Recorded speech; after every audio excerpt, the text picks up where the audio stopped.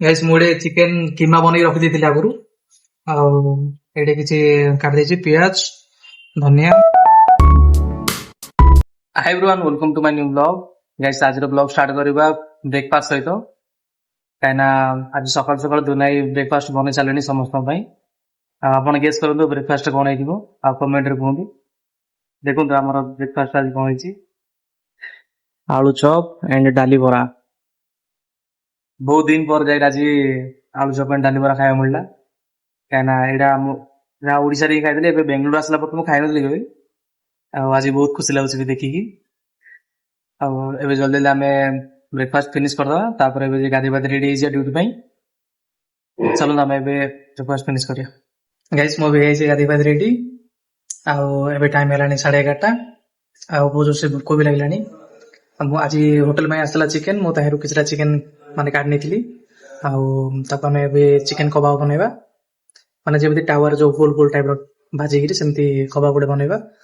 ଆଉ ମୁଁ କାଲି ରାତିରେ ୟୁଟ୍ୟୁବ ଦେଖୁଥିଲି ତ, ମୁଁ କହିଲି ଚାଲ ଆଜି ବନେଇଦବା। ଆଜି ସେଥିପାଇଁ ଟିକେ ଚିକେନ କାଢି ରଖିଦେଇଛି ଅଧା। ଏବେ ତାକୁ ଚିକେନ କବାବ ବନେଇବା, ଟିକେ ଖାଇବା, ଧୁନା ବିଟି ଦେବା କେମିତି କଣ ହେଇଛି ପଛରେ, କାହିଁକିନା ଏଇଟା ମୁଁ ପ୍ରଥମ ଥର ବନଉଛି ଆଜି। ଦେଖିଆ ଚାଲ କେମିତି କଣ ହଉଛି। ଚାଲ ତେବେ ଯିବା କିଚେନକୁ। ଗାଇସ୍ ମୁଁ ଗୋଟେ ଚିକେନ କିମା ବନେଇ ରଖିଦେଇଥିଲି ଆଗରୁ।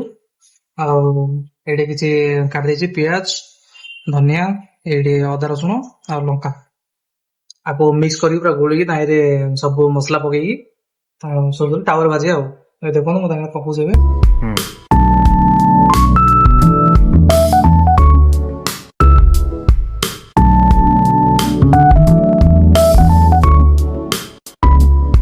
ଗାଇସ୍ ମୁଁ ଏବେ ଆକୁ ସବୁ ମିକ୍ସ କରିଦେଇଛି, ତାକୁ ଏବେ ମାନେ ରାଉଣ୍ଡ ରାଉଣ୍ଡ କରି ଚକଟା ଟିକେ କରିବା। ଏବେ ଦେଖନ୍ତୁ ଆମେ ଏତିକି ନବା, ଛୋଟ ଛୋଟ କରିବା, ବେଶୀ ବଡ କଲେ ସୁଝିବନି।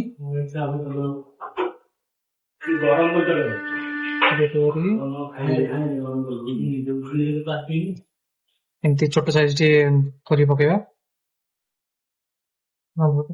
ଗାଇସ୍ ଆମର ଏବେ କବାବ ବନେଇକି ରେଡି ହେଇଯାଇଛି। ଏବେ 10ଟା ପିସ୍ ହେଇଛି, ତାକୁ ଏବେ ତାୱାରେ ଫ୍ରାଏ କରିବା। ଚାଲନ୍ତୁ ଗାଇସ୍ ଏବେ ତାୱା ଗରମ ହେଇଯାଇଛି, ଆମର ଟିକେ ବି ପଳେଇ ଆସିଲାଣି।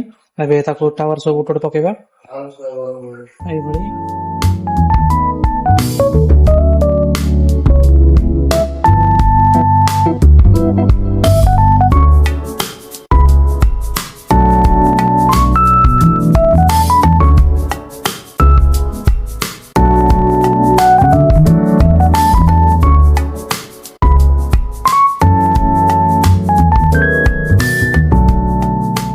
ଅନିଲ ଭାଇ ଆମର ଏବେ ବାବୁସୋନା କରୁଛନ୍ତି ଏଇଠି। ବାବୁସୋନା ଆଉ ଏଇଠି ହାତରେ ତାଙ୍କର କାଲି ରାତିରେ ଘୁରି ଯାଇଛି। କାଲି କୋଉଠି ପଲ ହେ ତମେ? ଏଇଠି ବାଟରେ ଖସିଗଲା ଆଉ।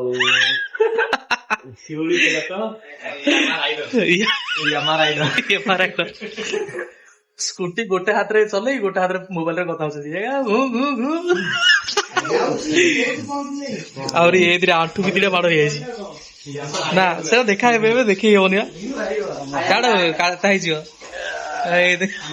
ବନ୍ଦ କରିଦିଅ ବନ୍ଦ କରିଦିଅ।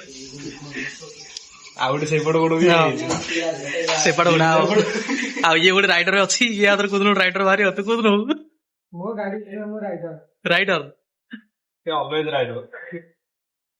ସେ ହେଇନି, ଆହୁରି ଟିକେ ଫ୍ରାଏ ହବ, ପୁରା ଗୋଲ୍ଡେନ କଲର ଆଇବ।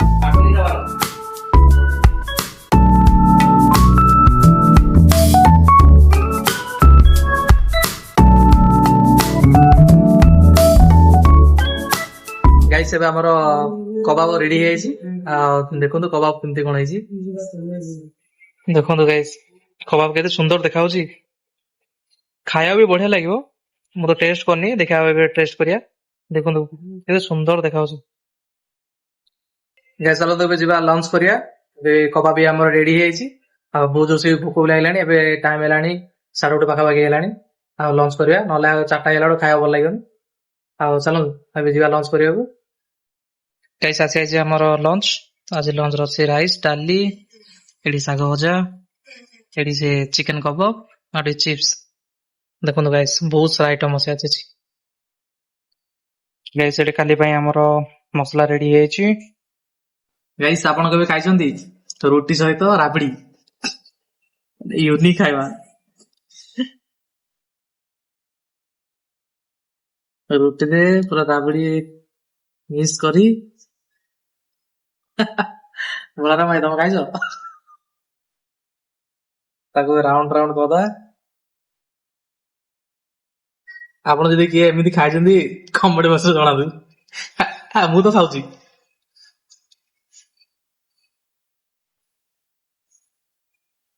ବଢିଆ ଲାଗୁଛି, ଆପଣ ବି ଟ୍ରାଏ କରନ୍ତୁ କେବେ। ବଳରାମ ଭାଇ ବି ଏଥର ରାବିଡିରେ ରୁଟି ମଡେଇ ଖାଇଲେଣି। କେମିତି ଲାଗୁଛି କହିବ? କେମିତି ଲାଗୁଛି? ଚୋଖା। ତମେ ଆଗରୁ ବି ଖାଇଥିଲ? ରୁଟି ସହିତ ରାବିଡି देखिए तो खाइबू कौन ଦେଖିଲେ ଖାଇଦେଲ? देखिनु आगु केबे ଆଗରୁ ଦେଖିନଥିଲ? आपने तो कभी देखा नहीं होगा। ଗାଇସ୍ ଆଜିର ବ୍ଲଗ ମୁଁ ଏଠି ଏଣ୍ଡ କରୁଛି, କାହିଁକିନା କାଲି ସଣ୍ଡେ ଆଉ ଜଲ୍ଦି ଉଠିବାର ଅଛି। ଆଉ କାଲି ପାଇଁ ତ ମସଲା ବି ରେଡି ହେଇଯାଇଛି। ଆଉ ସକାଳୁ ଜଲ୍ଦି ଉଠିଲେ ପରିବା କାଟା ହବ, ପୁଣି ରୋଷେଇ ହବ, ଆଉ ବାଟର ହୋଟେଲ ଷ୍ଟାର୍ଟ ହବ। ତ କାଲି ସଣ୍ଡେ ବହୁତ କ୍ରାଉଡ ରହିବ, ସେଥିପାଇଁ ଆଜି ଏଠି ମୁଁ ବ୍ଲଗ ଏଣ୍ଡ କରୁଛି। ଆଇ ହୋପ ଆପଣ ସମସ୍ତଙ୍କୁ ଆଜିର ବ୍ଲଗ ପସନ୍ଦ ଆସିଥିବ। ପସନ୍ଦ ଆସିଥିଲେ ଗୋଟେ ଲାଇକ୍ ଆଣ୍ଡ ସବସ୍କ୍ରାଇବ କରିବା ଜମା ଭୁଲିବେନି। ଦେଖା ହବା ନେକ୍ସଟ ବ୍ଲଗରେ।